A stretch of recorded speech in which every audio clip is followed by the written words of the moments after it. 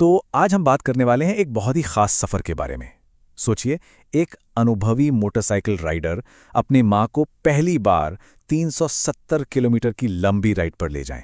ये सिर्फ एक ट्रिप नहीं था, बल्कि ये था सहनशक्ति का और एक माँ बेटी के खूबसूरत रिश्ते का एक असली इम्तिहान। तो सफर शुरू होने से ठीक पहले माँ के मन में बस यही एक सवाल घूम रहा था। देखती हूँ कैसा रहेगा एक्सपीरियंस मेरा आज का।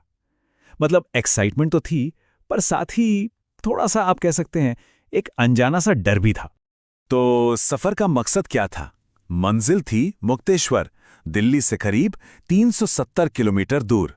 अब देखिए, ये दूरी एक चैलेंज तो थी, पर इतनी भी ज्यादा नहीं थी कि पहली बार सफर कर रही माँ के लिए बहुत मुश्किल हो जाए।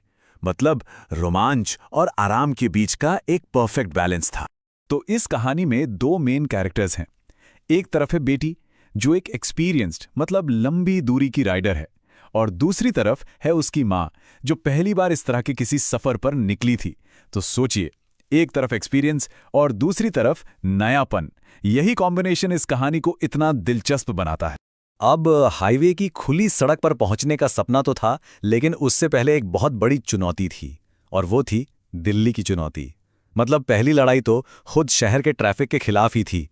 और ये चुनौती कितनी बड़ी थी, अंदाजा लगाइए। सिर्फ दिल्ली शहर को पार करने में ही उन्हें पूरे 2 घंटे लग गए। सफर की शुरुआत मतलब हद से ज्यादा धीमी और थकाऊ थी। वो गाड़ियों के एक जंगल में ऐसे फंसे थे कि दूरी किलोमीटर में नहीं बल्कि घंटों में तय हो रही थी। और ये जाम सिर्फ दिमाग ही नहीं थका रहा था, शरीर को भी तोड़ रहा था। सोचिए, सुबह के 9 बजे शहर के एक अंडरपास के अंदर का तापमान था 32 डिग्री सेल्सियस। राइडर ने तो यहां तक कहा कि वो अंडरपास किसी उबलती हुई भट्टी जैसा लग रहा था। और इसी फ्रस्ट्रेशन में राइडर के मुंह से निकला, जितना पूरी राइड पे नहीं थकूंगी, उतना दिल्ली क्रॉस करने में थक जाऊंगी। और ये बात बस यात्रा शुरू करने में जो मेंटल और फिजिकल थकान होती है ना, उसे एकदम सटीक तरीके से बताती है। खैर, जैसे तैसे दिल्ली का ट्रैफिक तो पार हो गया, लेकिन क्या हाईवे पे सफर आसान होने वाला था? बिल्कुल नहीं।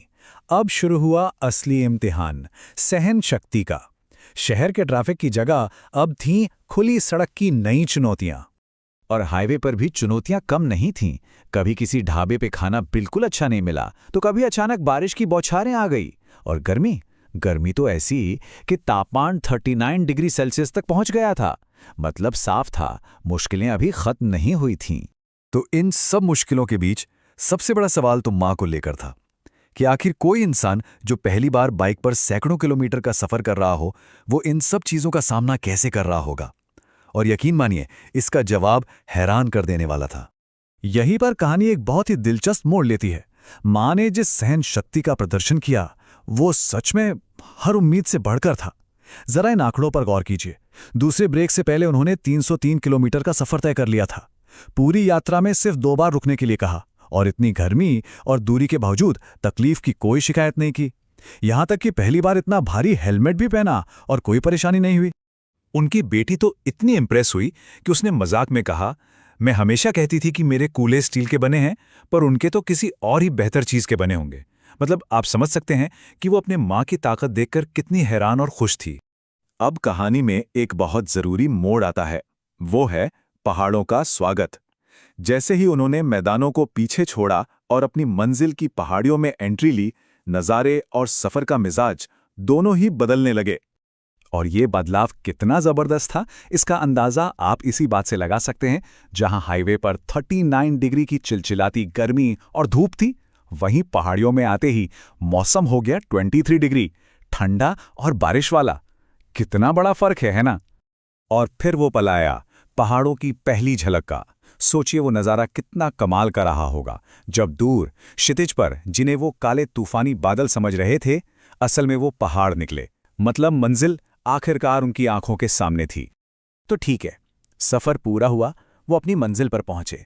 लेकिन अब सवाल ये उठता है कि इस पूरी यात्रा ने, इस पूरे अनुभव ने उन्हें आखिर सिखाया क्या? इस सफर ने उनके रिश्ते के बारे में क्या नई बात बताई? आइए एक नज़र डालते हैं उनके पूरे दिन पर। सुबह 7 बजे दिल्ली से निकले, 9 बजे तक तो दिल्ली का बॉर्डर ही पार कर पाए। दोपहर 1 बजे दूसरा ब्रेक लिया, तब तक 303 किलोमीटर चल चुके थे। शाम 4:45 पर माँ ने एक छोटे से स्टॉप के लिए कहा क्योंकि उनका पैर सुन्न हो गया था, और शाम 5:50 पर वो धानाचुली में अपनी मंजिल पर पहुंच गए। ये टाइमलाइन दिखाती है कि ये 11 घंटे का सफर कितना लंबा था। तो सहन शक्ति पर आखिरी फैसला क्या हुआ? बेटी ने तो कहा मैं स्टील की बनी हूं, पर मां का जवाब सुनिए। उन्होंने कहा जो सबसे मजबूत होता है उसकी बनी हूं। ये छोटी सी प्यारी सी बातचीत इस पूरी कहानी का निचोड़ है कि कभी-कभी हमें पता ही नहीं होता कि हमारे अपने लोग कितने मजबूत हैं। और इस कहानी की सबसे कमाल की बात पता है क्या है? राइडर ने बताया कि यह पहली बार था जब वो सूर्यास्त से पहले अपनी मंजिल पर पहुंची, और इस कामयाबी का पूरा क्रेडिट वो अपनी मां के धैर्य और हिम्मत को देती है। ये बात उस सोच को तोड़ती है कि हमेशा एक्सपीरियंस वाला इंसान ही बेहतर होता है। यहां तो एक फर्स्ट टाइमर ने सब कुछ बदल दिया। तो आखिर में एक सवाल जो ये कहानी हम सब के लिए छोड़ जाती है कि हमारी अपनी जिंदगी की जो यात्राएं हैं, जो सफर हम अपनों के साथ करते हैं, वो हमें उनकी कौन सी छुपी हुई ताकतों से मिलवाती हैं? इस पर जरूर सोचिएगा।